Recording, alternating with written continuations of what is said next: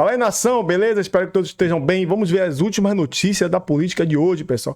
Nicolas Ferreira soltando o verbo aí. E vamos ver também o que o Pilhado trouxe sobre o governo Lula e o Kim Kataguiri soltando o verbo, beleza? Se inscreva e deixe as suas opiniões nos comentários. Se inscrevam e compartilha as suas opiniões, beleza? Então, sem mais delongas, vamos ao vídeo de hoje. Gostou do NK aí? Moraes deu 24 horas para poder esclarecer o uso do meu celular. Engraçado, né, que esse à toa do Alexandre de Moraes, ele nunca pediu 24 horas para os bandidos, né, que estão dentro da cadeia dando ordem para criminoso, né, nunca pediu 24 horas aí para os criminosos, né, que estão dentro das cadeias dando ordem de comando para o crime organizado aqui fora, mas não, né, o criminoso aqui parece que sou eu, né, o criminoso não são essas pessoas, não. Realmente, o nível de prioridade aí do nosso Suprema Corte, ela é patética. Mas nós vamos continuar. O presente é deles, mas o futuro é nosso, eu não tenho dúvida disso. Muito obrigado por vocês estarem aqui hoje, muito obrigado mesmo, assim, que eu vejo o rosto de vocês e sei que são boas pessoas. Sei que são pessoas que querem algo diferente para o nosso país e que não desistiram. Porque se tivesse desistido, isso aqui estava vazio. Não tinha ninguém aqui. Então, se vocês não desistiram, eu também não tenho motivos para poder desistir de forma alguma. Vamos permanecer firmes, vamos ficar em oração, vamos permanecer, de fato, firmados na rocha, porque eu não tenho dúvidas que daqui a um tempinho a gente vai ter o Brasil que a gente tanto sonhou. Vai acontecer e quem viver verá. Muito obrigado, Contade.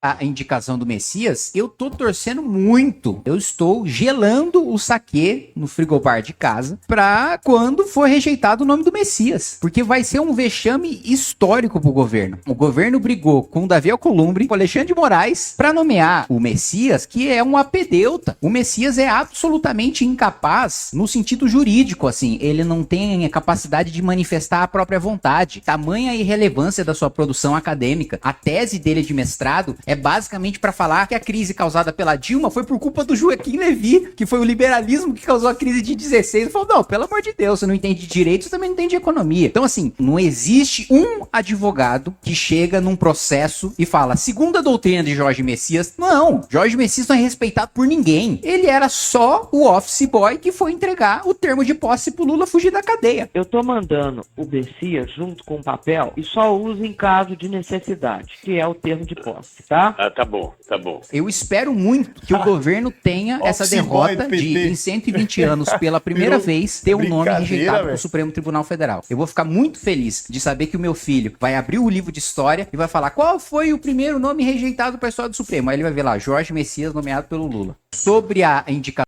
a emenda parlamentar tinha que acabar. Nem impositiva, nem orçamento secreto, nem transparente, zero. Tem deputado que usa emenda parlamentar pra pagar cachê do Wesley Safadão. Pra mim, isso deveria ser crime. O sujeito tinha que ser preso preventivamente de fazer isso. Mas sabe o que mais me dói? É do cara, ele anuncia isso e ele é aplaudido pela população. Pois olha, em primeira mão, o deputado Thiago já assume o compromisso de trazer o brasileiro. Não, pessoal, não gosto de interromper, não. Sabe por que o pessoal aplaude? Porque o pessoal gosta disso. Festa, farra e bebida.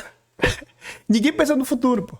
Então, quando fazem festa com o dinheiro do próprio povo pra pagar cachê do milionário Wesley Safadão, que não é só ele, Thiago Lima, um bocado de cantor aí, que eu esqueci o nome, aquele do Barbona, todo mundo aplaude.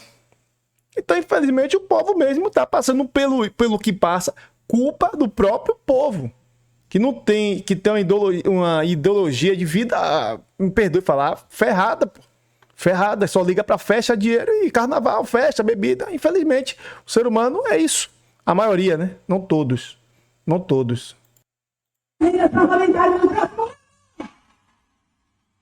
Ele vai lá e fala, ano que vem vou pagar o cachê, aí ele vai lá do lado da prefeita, aí o povo, é isso aí, tá muito bom, então você tá entendendo, isso é com a anuência do eleitorado, do povo, que não quer fazer uma avaliação. Eu concordo que isso é um câncer, 80% da cidade não tem saneamento de esgoto, aí o cara quer um show do Wesley Safadão, e é um incentivo político perverso, porque a maior parte dos parlamentares se elege com emenda, não se elege com aquilo que acredita. Como é que a maior parte da população é contra aumento de número de deputados, e a maior parte dos deputados é a favor? Porque o cara se elege elege com emenda, ele não se elege com aquilo que acredita, ele não se elege com a opinião dele. Nessa PEC do equilíbrio fiscal que eu propus, pelo menos a gente cria um incentivo, porque assim, acabar com a emenda, infelizmente no curto prazo, a gente não tem poder para isso. Agora, tem como a gente mudar os incentivos para emenda. Nessa PEC que eu propus, a emenda deixa de ser uma proporção do orçamento para ser uma proporção do orçamento discricionário. Ou seja, quanto mais o parlamento cortar a despesa obrigatória, mais emenda ele vai ter para sua base. Então você tem um incentivo para os parlamentares do Centrão cortarem despesa. Não são nem nunca foram fiscalistas, né? Os mesmos deputados que votaram o teto depois revogaram o teto, com um desassombro tremendo. Então a gente pelo menos tem uma proposta para mudar a política de incentivos, mas eu concordo que sim, não é papel de deputado executar emenda. País sério, deputado não fica executando orçamento. Pra mim... Agora vamos ver aí, pessoal, que o Pilhado, né, falar aí sobre... Mas um absurdo aí, né, do Lula aí. Pra você que é pobre e vota no Lula, eu acho isso aqui bem feito. Eu acho muito bem feito pro pobre que votou no Lula escutar mais um absurdo que esse cara falou hoje. Sabe o que ele disse? Se o pobre consumir mais, ou seja, se o pobre comprar mais comida, comprar mais roupa, o rico ganha mais. Dizendo que o pobre tem que consumir menos. Você que é pobre e que votou no Lula, perceba, para ele, quanto mais miserável no Brasil, quanto mais gente ignorante que não tem capacidade de escolha, melhor. Porque é mais fácil manipular, é mais fácil enganar. E agora o Lula tem a cara de pau de dizer: você que é pobre, se consumir muito, o rico vende mais. O que ele vai falar da Janja, das roupas de marca da Janja, das roupas de marca dele, dos milhões que ele gasta em viagens internacionais, pagando para hotéis? Quem são os donos dos hotéis? Os maiores bilionários do mundo. Você que é pobre e que votou no Lula, eu tenho que falar para você, tu é muito otário. Dá uma olhadinha nisso. Acontecendo nesse país é uma máxima que eu venho tentando dizer há muito tempo. Muito dinheiro na mão de poucos significa miséria. Pouco dinheiro na mão de muitos significa distribuição de riqueza. E o rico não fica mais pobre. Se o pobre consumir mais, o rico vai ficar mais rico. O rico vai vender mais carne. Vai vender mais roupa. Vai vender mais carro.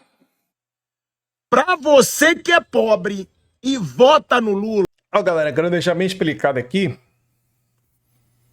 Eu não sou, assim, apoiador da esquerda, não sou apoiador da direita, sou apoiador do certo.